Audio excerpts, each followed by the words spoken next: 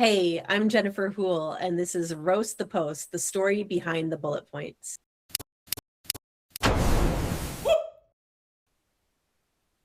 We are live. Hi. Hi, everybody. Hi, Paul. Hi. Hi, Jen.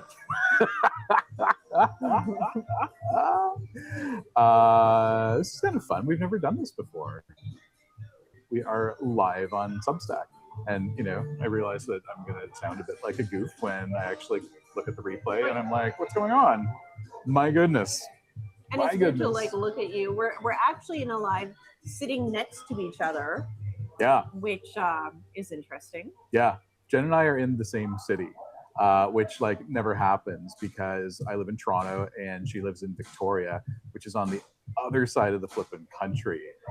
And Canada's a big place. Canada's a big place. That is what, 3,500 kilometers or something like that? No idea. I have no idea. All I know is that it's 3 hours time change and I'm a little bit loopy. I just have a question, Paul, for you. Do you think that it says waiting for me to join? Do you think that matters at all? Nah, I don't think it matters. We're live, we're recording, we're here. Ooh. I mean, you can join from your phone if you want or something, but I don't know. I don't think it matters. So we are in a pub in Toronto. We do have food. We have our drinks. Cheers, everybody. It's happy hour. It's happy hour. And we have some questions that people have submitted. So I think what we're going to do is wait for a few people to join in on this live, and then we're going to start ripping through the question. Des, I can't remember where you're located, but let us know where you're joining us from. And, worst case scenario, we can start answering some questions. What do you think, Paul? Yeah, let's start answering some questions because we've got all those questions that people submitted. Oh, you're in the UK. It's it's what, 10:30 for you? Thanks for joining. That's a little bit late. Yeah, we've got all those questions that people submitted ahead of time. That's right. Okay. There's probably about 30 questions that people submitted ahead of time, which is really cool. So I assume that a lot of people are going to watch the recap later because they couldn't make happy hour with us, and totally cool. That's why we wanted to take questions ahead of time. So we will do our absolute best to give you the answers that you seek. Yeah. And again, Paul and I are side by side. I refuse to turn to look at you, Paul, because I checked out the angle on the screen and it was not flattering. So I'm not going to turn to look at you, even though I'm right here. That is Jen's hand. That's my hand. Okay, so let's get to some questions here. And please don't mind us. This is a true happy hour. We're going to have some drinks. We've got some food here. Yep. And we're just going to get into it. And please, if you have any questions, go for it in the chat. Let us know also maybe how you heard about this live so we can make sure that we are getting the message to the right people who want to be part of this kind of thing. So, yeah. Okay. Here's a question I'm going to ask you that was submitted. Cool. In a better world, what would the job seeker's experience look like if you could have it your way? And I'm going to let you answer that first, Paul. And I'm just going to eat some fries. That's a big question. Who submitted that question? That is our friend, Chief Absurdist Officer. Oh, Kathy. Right on. Kathy. Right on. That's a huge question. What would the candidate experience look like in our perfect world? For me, I've been on both sides of the fence, really. I've been a hiring manager before. I participated in dozens of recruitments kind of over my career as a hiring manager, and I've also been someone who's looking for a job, right? Like most of us have. And for me, the hiring experience it's really lacking in a lot of ways. And I think that good communication, timely communication, and setting expectations are things that a lot of companies really fall short with. So perfect candidate experience is, regardless of whether or not something goes your way, communicate what's ahead. So, set out the timeline for the recruitment kind of that you're running as a company. Tell your candidates we're accepting applications until this date. We're going to look at them, by this date.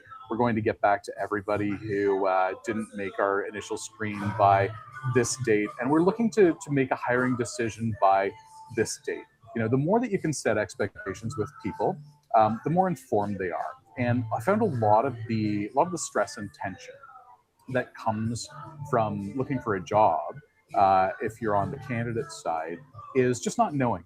You know, there's that whole black hole thing going on where they say, oh yeah, no, I disappeared into the black hole of the ATS and I never ever heard again. That sucks. And that's like the worst of it. So start there. You know, a perfect candidate experience really includes great communication. There's also things like respect, you know, that are really important, I think. In my perfect experience, you wouldn't have any of these video screen things where you're talking to like Loom or YouTube, or you're talking to an AI to do your video screen. Like they're very, very strange. You never know how your likeness is going to be used with those. Like, is your likeness and your voice going to be used to train some AI model? Nobody ever talks about that. And I think a lot of companies that use these platforms, they also don't know. You know, they don't look that carefully at the T's and C's and the privacy policy of the providers that they use. So they don't even think of it. But as someone who's looking for a job, like I think about that a lot, and it bothers me when I don't know the answers to that, because we're in uncertain times, right? So perfect experience, you know, good communication, respect, and you know, do your best to communicate what the job is going to be like, what the role is going to be like, and also what working at the company is going to be like. You know, Jen and I, we find with looking at job ads that a lot of them are a little bit light on details. You know, we roasted one last week that was recorded one last week anyway, that was pretty much half finished. And it was such a great job ad, but it just stopped. It drove off a cliff. And as the candidate, you have to think to yourself, like, you're obviously going to be thinking to yourself there, okay, what else? So you guys just stopped writing this job ad and posted it. What does that say about the company? What does that say about the leadership? What does that say about what it's going to be like to work there? So, you know, you do your best to really talk about what that experience of working at the company is going to be like. You know, you nail all those things, the candidate experience is going to be pretty good, no matter how you kind of like how the chips fall with hiring and whatnot. Rejections aren't the end of the world, right? Yeah, I think my response for this is a little bit shorter. The question for anyone joining Are you late, saying I talk too much? have some fries, Paul. No. The question is, in a better world, what would the job seeker's experience look like if you could have it your way? And I think like my main answer for that is reciprocity. I think it's making sure that it's a two-way process and it's not just this like performative audition to get this role. There has to be some kind of reciprocity there, something for the candidates. Give the candidates time to ask questions. It's so wild when you do like even a phone screen and you don't have the opportunity to ask any of your questions. Mm-hmm. What? That's ridiculous. And then going back to something that, I mean, I could go into a lot of detail, and I've written, Paul and I actually kind of connected by co-writing a piece together about how we would kind of work, like, I don't know, collaborate between hiring manager and HR on a better process. So we do have that on both of our Substacks. But going back to something that you said about those video type things, like record yourself answering this question or whatever, if you don't vibe with that, then you should actually respond to I don't know, the hiring manager or the recruiter by saying, I'm not cool with this, I'm going to withdraw from the process. I just wanted to let you know that you have no information about what you're going to do with this data. You've got my likeness. How are you going to use this? It doesn't, I know some people are like, whatever, they'll find a candidate who's willing to do it anyway. And that's absolutely true. Yep. But the more of us who say, I'm not with this, the better. So make your voice known and your values heard. And hopefully we can stop with that like tomfoolery. We've talked about this before. What is the purpose of having these recording things? It's not like it's saving time because you're going to have to watch them anyway. Yeah. So why not just do a phone screen or an intro call with people? I don't understand what the value is. So yeah, a lot would change in the experience if it were up to me or up to Paul or any of Yeah. us, I'm sure, on this call. But Yeah. starting with those types of things, absolutely. Giving feedback too is like, as a candidate, like you said, tell the person you're going to withdraw because of A, B, and C. That's really good feedback. Like for companies and hiring teams that really actually care about having a good process, and they care about the candidates, and they care about like their brand and what they're kind of doing out there in the labor market.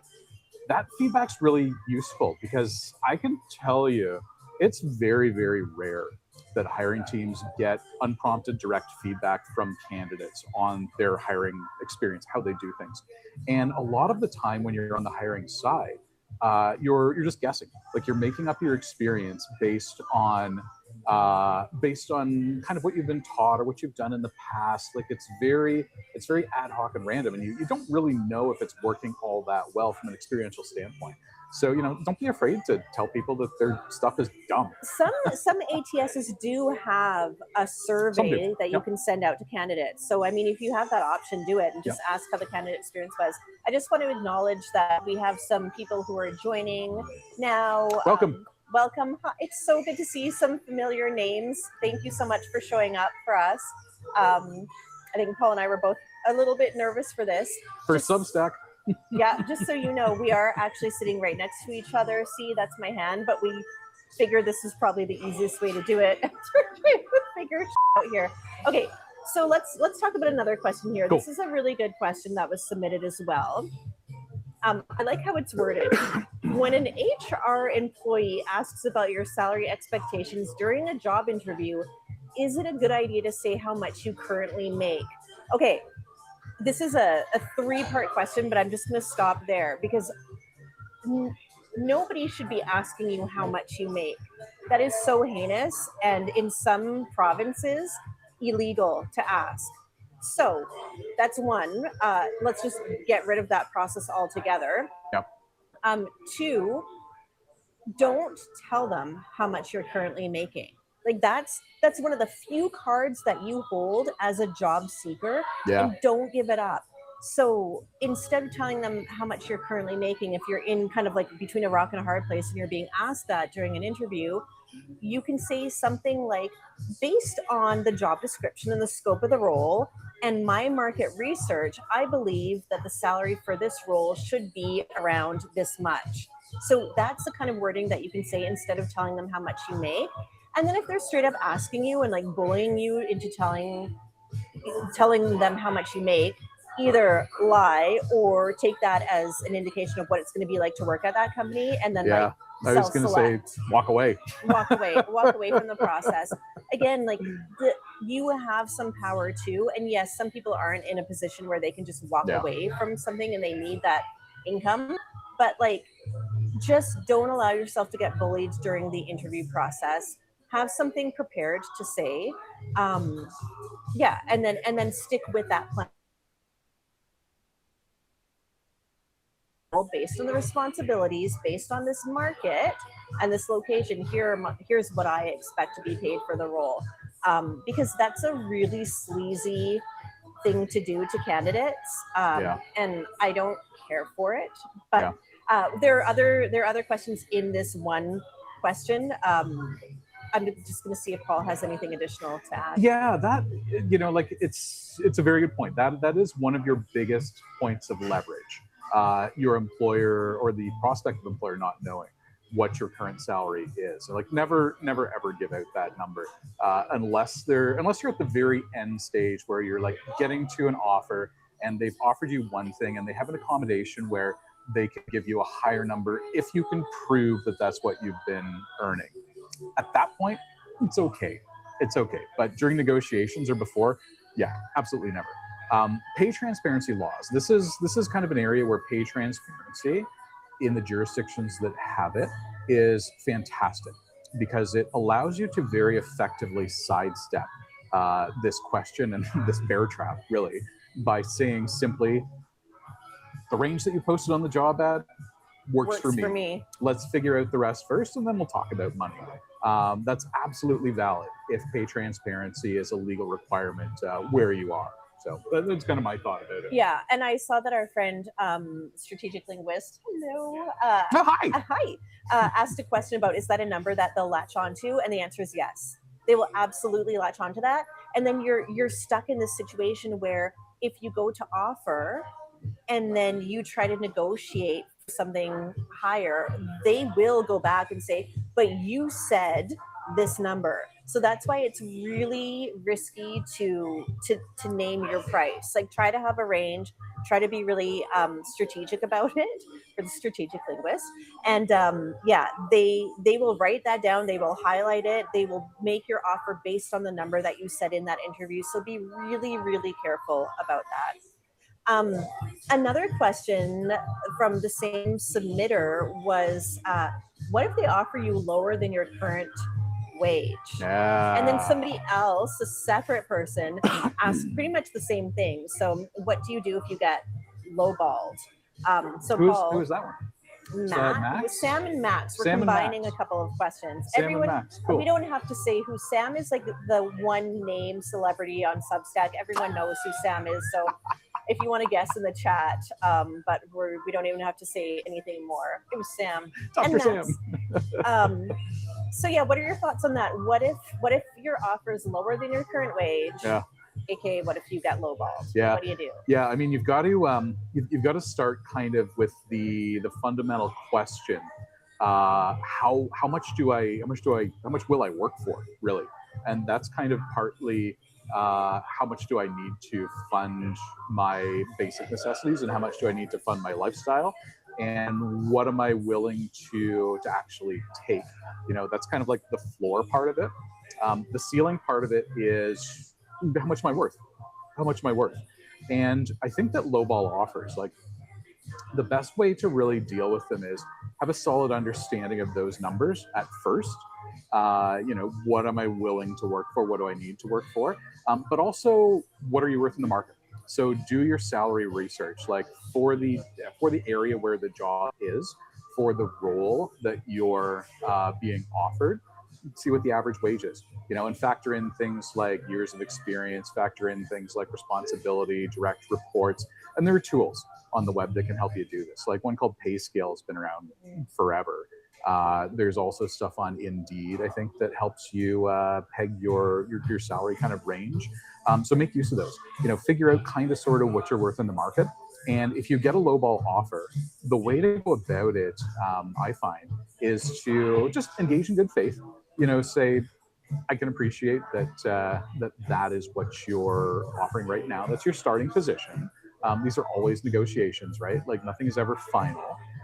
Say, you know, I can appreciate that's what your starting position is in the market, and based on my experience, I think the number is more like this other thing. Tell me why you made the offer that you did. Like, what goes into that? And you can kind of peel into issues and get into really negotiation points and say, all right, if you're offering that number, and if that number is kind of a firm number, that's what you're willing to offer, and you're still kind of interested in this job, even though it's a low ball, you can get into other topics like, would you be willing to do a 4-day work week for that? Would you be willing to do extra vacation? Would you be willing to do all this other stuff that isn't a hard salary number, but adds to the total value? Health insurance is another one. If you're in Canada, there are companies that have I forget what they're called, but basically when you're paying your premiums for your health insurance, which much lower here than in other places, some companies have a program where they will let you allocate a certain amount of money as you see fit outside of that health insurance kind of premium, or you can pay the premium with that money. So ask about stuff like that. Say, will you be willing to give me $500 a month, $1,000 a month for healthcare stuff? You know, stuff like that. It can actually end up meaning more to you than additional salary if the numbers aren't too far apart. So like, always treat it as a negotiation. You know, you don't have to take or leave the number that they put in front of you. So I totally agree. I think going into it, like, you just need to do a little bit of life math and figure out what are you willing to. This is why we need to have salary bands on job postings. It pisses me off, and in some states and provinces, this is a legal requirement. It pisses me off. Like, just list the salary band. It's such a waste of people's time. Just put the salary band in the job posting. How hard is that?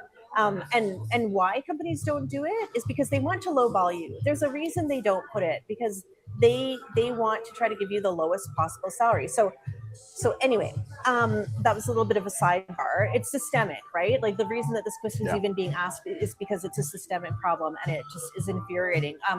But have that line of what you're willing to accept before you even go into the job hunt. And so if you get lowballed, trade-offs. Like, maybe you're getting paid less, but you have a better work-life balance or whatever it is.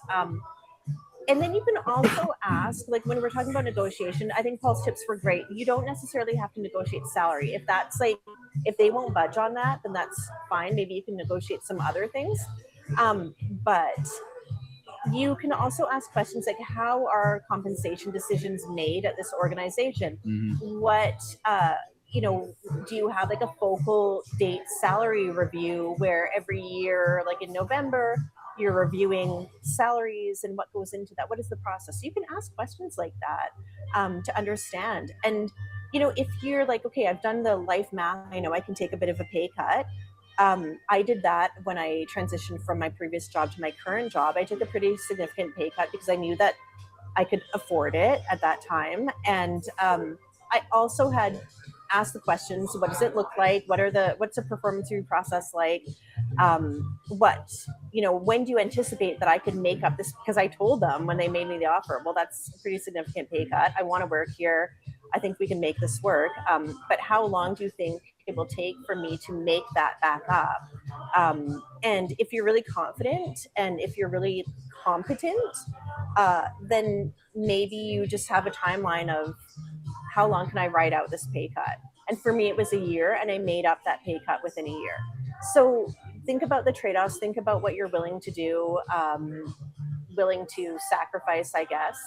And I guess that was the other question, was general negotiation tips. So I don't know. I think we covered that. I know that our friend Chief Absurdist Officer really wants to know what we're eating and drinking. So let's do a little like cheers, happy hour. I have a Guinness. I have some kind of white wine that I think I've already had too much of. So here we are, happy hour. And we have some dumplings, which neither of us has tried yet. And we've got some fries kind of hanging out too. We got some truffle fries. We got some Wagyu beef dumplings. That's pretty good. We're hiding in the back of a pub for those who joined a little bit later, and doing a live and just trying to figure out how this all works. So thank you so much, everyone, for joining us. And then I have this weird thing happening on my computer. I'm scared to touch anything because if anyone joined the live that I did with Andrea Torelli, I touched things and broke things multiple times and shaved like 10 years off of his life. So I'm really scared to touch anything, which is why we're on on a split screen instead of next to each other, even though I'm right here. Nope. So we're just trying to make it work. So thank you for your patience. We got another question. This is a really good question, again, from Max. How do interviewers measure cultural fit? Wow. Such a good question. That's a crazy question. Being on the hiring team side of it, I've never thought about how you might quantify cultural fit. It's always been, for me anyway, it's always been more of like a vibes-based thing. I tend to approach culture from the standpoint of communicate in the early part of the process. Communicate the values of the company, like communicate what's your purpose, what's your mission, what's all that stuff. Communicate some of the human values as well, like kind of communicate what it's going to be like working there. You can kind of start to really paint a picture for candidates in that early phase through your written materials, through your job ad, and also through your screening process. But then when it gets down to like the later end of it, where you're trying to assess, like, is this person going to be a good fit? I've always just done it by involving other people on the team. and getting their perspective on the person, and saying like, asking questions of them, whether it was from an interview where they participated in the interview, or whether it was from like a trial workday or something. Which trial workdays, yeah, you got to be really careful about them. Gross. If you're going to do trial workdays, yeah, you don't want that. Don't do them. If you're going to do trial workdays, pay them, and pay them the rate at what you would pay like the real person for their time. Like don't do the free thing. Like that's just skeezy as I don't like that. But trial workdays can be great to have people who are on the team thinking about bringing this person that you're considering onto the team with them. You know, so I've always asked people after those kind of events, whether it's interview or trial workday or project, whatever else, like, what did you think about this person? You know, tell me about your kind of perception, your perspective on their work, on how they communicate, on how they think, critical thinking, situational awareness, that kind of stuff. Try and get like a balanced view of what that looks like. But quantifying it, Okay. man. Okay. So Jen has thoughts. It's really hard to do a live when you're jet lagged and drinking red wine or white wine. Oh my God, see, I'm drinking white wine. Okay. How do interviewers measure cultural fit? They don't. It's by gut, it's by vibes, and that's why cultural fit interviews suck. Yeah. So that's really like, that's my answer. They don't. Like, you can have a rubric, you can do whatever you want, but at the end of the day, when you're including a culture fit in your assessment of a human being, you're doing it based on like vibes. So to me, again, any of the articles on Compliant, if you want to check them out, about my feelings on cultural fit, and like Paul gave really good answers about that, because the reality is companies still do that. So my answer kind of sucks, but it's true. It's not measured. Like, it's not measured in a good way. It's measured by, still in 2026, it's measured by who you would like go and grab a beer with, and it's inherently wrong, and so it needs to go. But yeah, I mean, that's all I have to say really about that. There's also kind of the fundamental underlying question behind cultural fit too, right? Like, do you actually need someone who's going to work for your organization, work on your team, to be a cultural fit? No. Can you have somebody who doesn't really like get what you're trying to do, your mission, vision, values, and all that, but still do a really good job and be an asset? Like, course. come on. Of course you can. Why can't we just go to work, do our job, and then go home? Right? Like, it's too much. It's too much. And we need to get over ourselves. Like, I shouldn't even get into, I think we talked about this maybe when we did a recording a while back. So for the Roast the Post podcast, so I won't go into it. I think that we're getting way too full of ourselves about this. I think you can still do the job and do it really, really well, and not have like fortitude as one of your core values. Yeah. Like, please, it's just too much. I'm going to go to another question because it's a really good one, still by Max here. Oh, cool. Should I say the true reason I'm leaving my current job, and in brackets it says toxic? Like, do you say, because they're going to ask, why is now the right time for you to be looking for a change? Yeah. Or however they want to word it. That's a great question. It's such a good question. It's a really tricky topic too, right? Like, because if you are in a very toxic working environment, and like that is the reason that you're leaving, because it is so toxic that you are just drained and you're done for and you need to make a change, you're probably a little bit short on trust. And answering that question honestly requires a lot of trust in the other party. So do you think that you would be able to trust them enough to be honest with the answer? Like, the questions that kind of would circle in my brain are, if I tell the truth, are they going to be like, oh, this person's actually a bit of a flight risk because they're a little bit elf? And if I say this, did you say elf? yeah, elf. Okay. I like it. I, I make up sayings all the time. That one actually, I think that was from when I was a kid. People would be like running around my high school saying, "You're all f***," and I'd be like, "No, you're all f***." Anyway, like your natural first kind of question is like, can I trust this other party enough to be honest? And in the interviewing process, that's really difficult.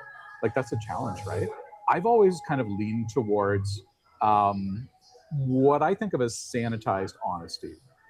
Be kind of honest about why you are leaving, but don't like dump your baggage all over the interviewer's desk or anything. Like you can say stuff like you know, it's time for me to make a change. I was getting stagnant, things were getting flat. The environment, you know, I didn't feel like it was a great place for me to grow in the future. So I'm looking for new like challenges, stuff like that. It's all kind of in the same ballpark. But it doesn't require you to open up and trust the person who's asking that question.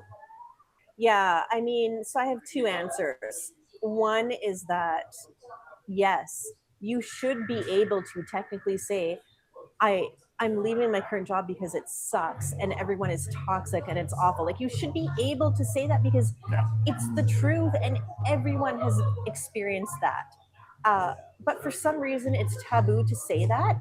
I, as an interviewer, will let people know, like, hey, like you said, like this is a reciprocal process. You can say things to me, like we want to make sure that we're not bringing you into the same situation you just left. Yeah. Can you imagine that you were in this traumatic work situation and you're just going into the same situation again? You're just going to be re-traumatized again. So yes, in an ideal world, you should be able to say that you're leaving because it's a toxic environment. Not every organization is ready to embrace that, mostly because organizations are toxic. So, you know, and sometimes they don't see themselves as the problem. But Paul gave some good tips about what you can say. It was time for a change. Stick to like structural type things. Like maybe we pivoted, or I think once I said something about how when I initially joined the organization, this is what we were focused on because I really like mission-driven organizations. Yeah. But we've since pivoted, and that no longer aligns with my values. And so I'm looking for something that is closer, better aligned to my values. So there's lots of things that you can say.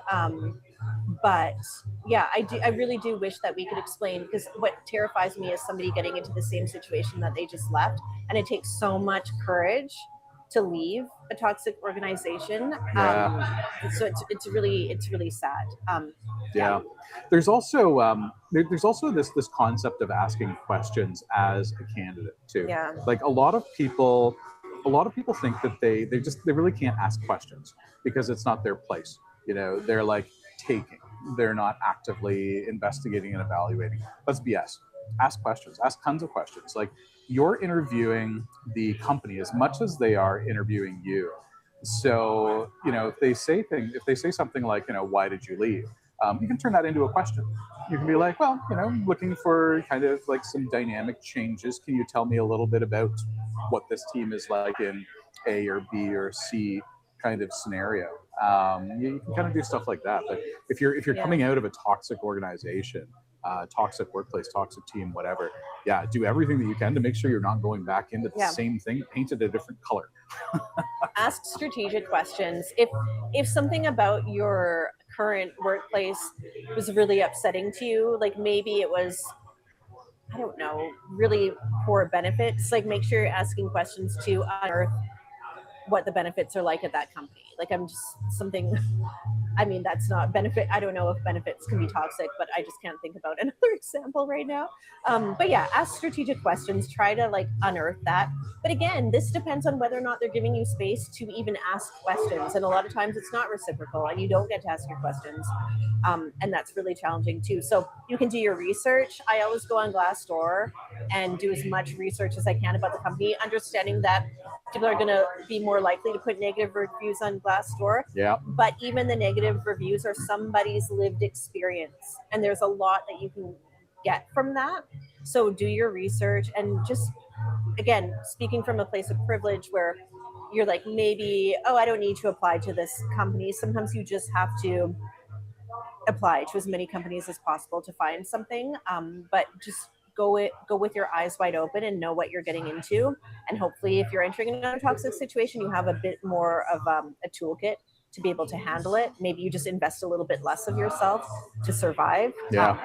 Yeah, and then there's another really good question again from Max that I wanted to get out there. What if I mess up during an interview? That's a really good question. Do you want to go for that? I mean, if you are the kind of person that believes that everything happens for a reason, then there is no such thing as messing up.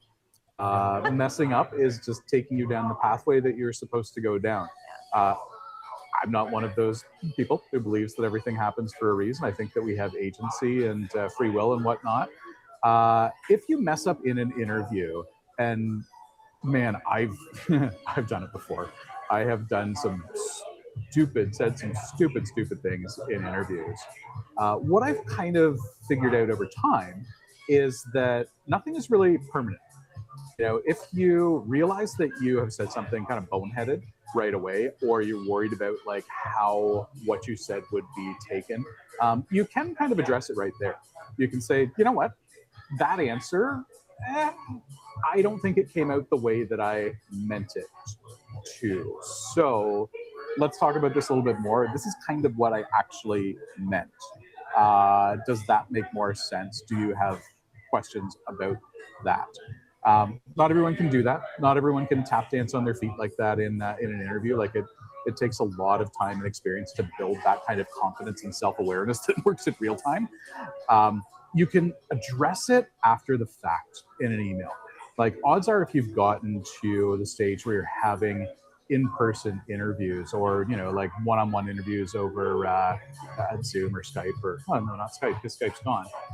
Zoom, Google Meet, whatever else.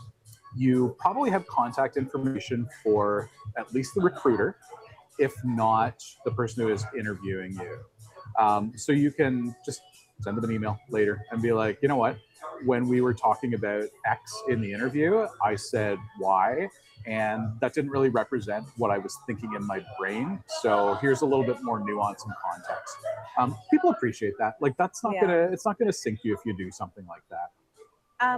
And I think that, again, systemically, there's a bigger issue here. And it's that we're trying to have these like gotcha moments during interviews and like catch people by surprise, when really we should be sending questions in advance, because that helps to get a better idea of the work behind the work and people's thinking. And it also helps for those who are maybe neurodivergent and need to prepare in a different way. It doesn't mean that they're going to not be as good at the job as someone who can like just pull rehearsed answers out of their ass, right? Like, so again, it goes back to the things that are wrong with the hiring processes as a whole. So if we can't fix that right now, then if you feel like you messed up during an interview, I promise you didn't. I would like more context from Max on this question. Like, what do you think was a mess up? Because I have interviewed so many people and I have heard the wildest responses from people, and I've never interviewed anyone and wrapped up and thought, well, they messed that up. I've never thought that ever. So it'd be interesting to know what you feel like you've messed up on during an interview, because no one interviews perfectly, even if you think you do. I think of myself as someone who interviews really well, but like I know that that's just not true. So yeah, don't worry too much about it. I feel a little bit like, sure, you can reach out, like Paul was saying, reach out after the fact, and say, here's how I would have answered that. I don't know how much I would take that into consideration. I think I would just be like, okay, that's fine. Like that's still, I don't even know if I would have time to read their response, because as like the HR person who coordinates a lot of these interviews or runs the process, people email you nonstop when you have an open role. They want to ask an opportunity, like have a coffee chat. They want to ask additional questions. They want to know like what, I don't know. They just want special privileges, and you just don't have the bandwidth to give that to people. So somebody followed up after an interview to tell me that they wish that they answered a question differently. I would feel something for them, but I don't know that that would be kind of, I don't know if I'd have the space to even review that. I think during the interview itself, you can say, hey, can we go back to that one question? I've had a little bit of thought or time to think about it and would answer differently. I think the other thing that I've noticed, we're actively hiring at the company that I'm working at right now. So I'm doing a lot of interviews, and what I'm noticing from certain people is that they're answering too quickly. They're like, I'm barely done the question and they're already speaking. Yeah. And I just want to say to everyone, like, take a beat, slow down, think about what they're asking you, and then answer the question. I'm not going to dock points because somebody took like 5 seconds to think before they answered a question. One of the notes that I had on a really great candidate was that I felt like they were showing me the thought process, and it wasn't spectacular.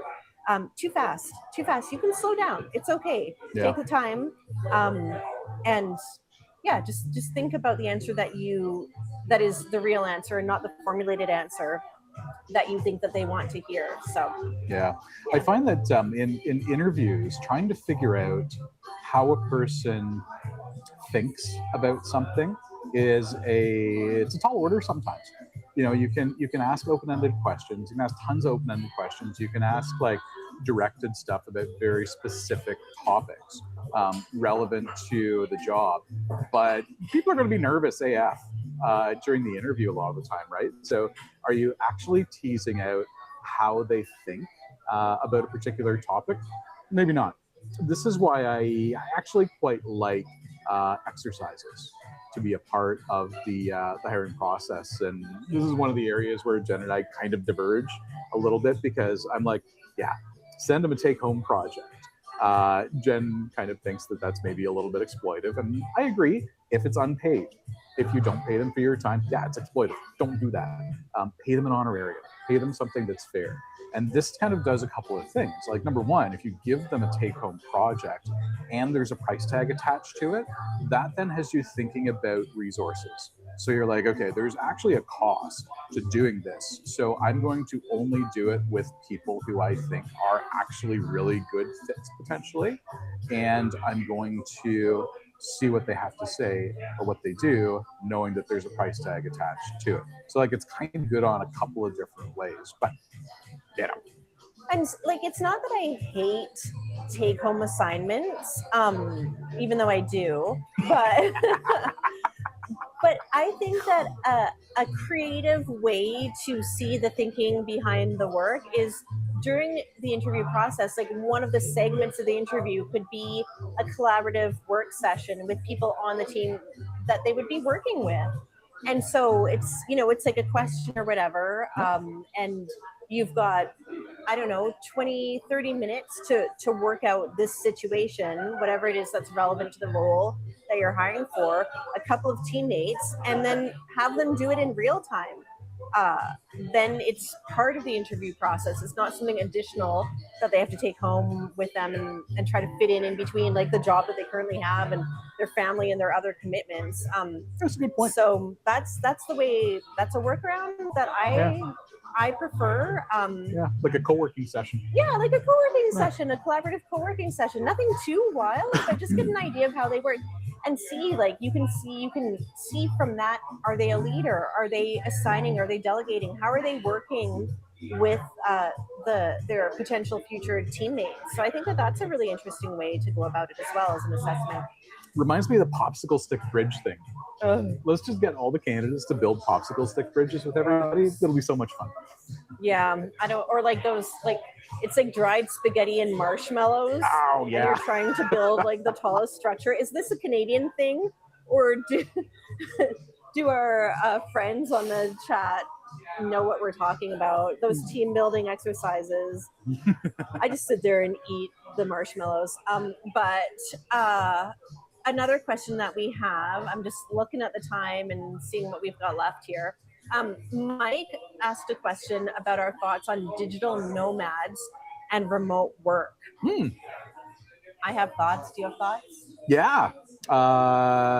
So there are kind of two perspectives to look at with that one and kind of think about. Like, the one perspective is is like you being a digital nomad. Like, do you think that that's viable? Is there a market for that kind of talent, et cetera, et cetera? The other perspective is like, should you hire them? Yeah. Should you hire people that are working remote from not their home country, like a beach in Thailand or whatever else? Yeah, two perspectives. Personally, for me, like the digital nomad lifestyle as a worker, if I was in my 20s and that was a thing back then, I absolutely would have done it. Fantastic. Like, yeah, travel, have laptop, will travel, et cetera, like kind of set your own like working office space, set your own hours, maybe a little bit, don't know, like it'd be great. What I do kind of find talking to people who do that sort of thing now is that some of them say it's not quite as advertised. So you will eventually get to a point where you feel a little bit adrift and you don't feel like you have roots. For some people, not really a big deal. For other people, huge deal. You know, it becomes a really big problem for them. So you kind of got to know yourself before you get into doing that. Kind of what I think about it. I don't know, maybe you want to take on the other perspective, like should you hire digital nomads? Yeah, sorry, there was like a big giant fruit fly and I didn't realize that my hand would do this in front of the camera. It's just getting progressively, the food is right next to us and I have an empty stomach and I've had just enough wine. Okay, so thoughts on digital nomads and remote work. Should you, yes. My answer is yes to that. Those are my thoughts. Yes, hell yes, and absolutely yes. And also yes. This is, to me, the way of the future. This is an employer value proposition, to be able to have employees who are free to work from different locations, to travel while they work. If anybody read the Not Rising inaugural edition where I was featured, thank you, Chief Absurdist Officer, I talk about abolishing the Monday to Friday 9 to 5 thing. Yeah, it's goofy.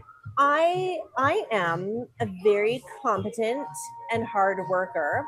It does not take me 40 hours a week to do my job. And if it did, I think I would be like mortified by that. I can do my job very efficiently at this point, very quickly and very well. Like I can do it really well. And so I shouldn't have to be chained to my desk in order to do my job. I think it's the way of the future. It's how you differentiate yourself as an organization that people would want to work at. I have worked remotely since COVID, and it would be very challenging for me to go back to an office. I wouldn't even know how to be. I would go into an office and be like a weird robot. Like I wouldn't even know how to interact with people anymore. So for me, what I realized by going remote was that I have certain, I guess, like social limitations. And going into an office environment drains me and doesn't allow me to produce my best work. And so being a remote worker to me has unlocked so much. And I think there are a lot of people like me out there. The one thing I will say to be careful with for digital nomads is there are tax implications for the employer and for the employee. So you have to be really mindful. So I think if you have a very thoughtful policy and process on that, and you're very clear, then like why wouldn't you? I think there's something to be said about, now if you're at an organization that's fully remote, that's different. If you're at a hybrid organization, are there more opportunities for someone who is at the office and maybe proximity to leadership or decision makers? Yeah, absolutely. But if you don't give a shit about that and you just want to travel and do your thing, then like, who cares? Live your life, right? So yeah, those are my thoughts. Like we talked about the other week. I don't think that this episode of Roast the Post has gone out yet, but we were talking the other week about you don't always have to, at a company, have a pathway to progression, professional development, advancement, whatever. Like companies they don't need to offer that. It's better when they do, especially if they're trying to grow and they're trying to retain people long term and build a really resilient organization. Having those pathways in place it helps do that. But you don't need to do that as a company just because someone tells you to do it. You can just have like, yo, these are the jobs that we have. These are the responsibilities, the functional capabilities we need. These are the people we need to fill them. Cool, done. And for somebody who is working remote as like a digital nomad, yeah, one of those could work. And this goes back to like, why does your employer have to be all of the things to you? Like, I feel like we're in this place now where it's like they have to fulfill all of these things for me. They have to tick all of these boxes for me. Like, no way. Go make your life what you want it to be without relying on your company to tick all of these boxes for you. Like, you can have a very successful and happy life and career by being an individual contributor, by just kind of doing your thing and staying in your lane. I don't know why we have these. And for some people, it's very valid, and they want to like climb the corporate ladder or whatever. That's totally fine. But I think we just need to shift as a society what like work actually means to us, and we need to get back into being like creators. And all of us here right now, who are, I don't know, maybe mostly from Substack, are doing that, right? You're finding that fulfillment from something other than just clocking in and clocking out. So I think that's phenomenal. Yeah. I think we've got like 7 minutes left of our schedule. I don't even know, were we supposed to be doing this for an hour? We can go a little bit later. If people gotta go, they gotta go. That's I was cool. gonna say, I don't want our friends who are so kind, because I think that this is the world record for lowest attended Substack Live. If you feel like you need to go, please don't feel like you're gonna hurt our feelings. It's so nice that you even showed up. But I think maybe we can ask one more question here. So this is a really good one. What is the length of the typical hiring process? Actually, there's two that I want to ask from this one. So let's keep this one brief, and then we'll ask that final question. So what is the length of the typical hiring process? What do you think? It depends. Yeah. That's what I think. And I say that like, being a little bit cheeky, but it really does depend. Hiring processes that unfold in public organizations like, governments, municipalities, crown corps, that type of stuff, they tend to be really, really long. They do not unfold quickly. And there are a bunch of reasons for that. There are legacy systems in place. There's usually much stricter compliance and fairness requirements for the hiring process. Typically, those processes don't use a ton of technology and automation to augment them, so they tend to unfold very slowly. Private organizations, especially on the smaller side, can unfold real quick. And when I've been on the hiring side, especially at smaller companies, smaller organizations, I tend to structure the hiring process in such a way that it moves along at a good clip. I really don't like the hiring process from kind of putting the resume or putting the job ad out there to making an offer to go longer than about 3 weeks. That is usually what I shoot for. 3 weeks, start to finish, good to go. Because the more time that you leave in the hiring process, the more the probability that someone who you really want to join the firm is going to be picked up by somebody else. Yeah, I agree. I think it depends. It depends on the organization. If it's a really long, drawn-out process, and it isn't like a government type role, because that's to be expected, as Paul mentioned, then it means that they don't have their together, and so that is an indication of what it's going to be like working there. I'm not saying that a faster hiring process is necessarily better, but it really shouldn't be this long, drawn-out. Like I personally think 3 rounds. If you can't decide who your ideal candidate is, because you should know who your ideal candidate is before you start the process. Have an ideal candidate profile ready to go, and then you will know them when you see them. Like then they will start to reveal themselves. So no more than 3 interviews, in my opinion. And if it's taking longer than that, then there are some organizational issues happening, and the candidates are being punished as a result, and they're going to go somewhere else. So yeah, it really does depend. Last question. Thoughts on letting employees push out their start date, or do they need to start immediately? I love this question. I mean, I've always looked at this issue as kind of a necessity driven thing. If you're bringing on an employee who is employed at another firm, they've got a notice period. So like they've got a notice period. They can't really start before their notice period is up at the other firm. I've come across things in the past where people have said, you know, I really want to accept this offer, but I have kind of these things that are already booked. Like one person that I hired, probably about 8 years ago, she said, can we talk about like start date and whatever? I was like, yeah, for sure. Like, what do you need? I assume you have like 2 weeks or 3 weeks notice period or whatever. And she was like, well, I'm actually getting married in 3 days, and I was hoping to go on a honeymoon. And I was like, cool. No. I mean, congratulations, good for you. You've got your flights and stuff booked, I'm sure. Like you've got all that kind of sorted out. And she looked at me kind of sheepishly, and she was like, yeah, and I really don't want to have to cancel. And I was like, no, you shouldn't. No, like, no, you're not going to cancel any of this to start working for us. Like, when do you fly back? And she was like, I fly back on X. And I was like, okay, where are you flying back from? And she was like, it was somewhere like Bali or something. Like it was in Southeast Asia. Sounded really nice. And I was like, okay, cool. So, you know, you're flying back on this date. Why don't you start a week after? That'll give you time to kind of decompress and, you know, get rid of the jet lag and whatever else. Like, we'll make it work. It's all good. And she was like, what? And I was like, yeah, it's all good. Here are my thoughts on that. I think that every single new hire should have their first week at the new company as paid vacation.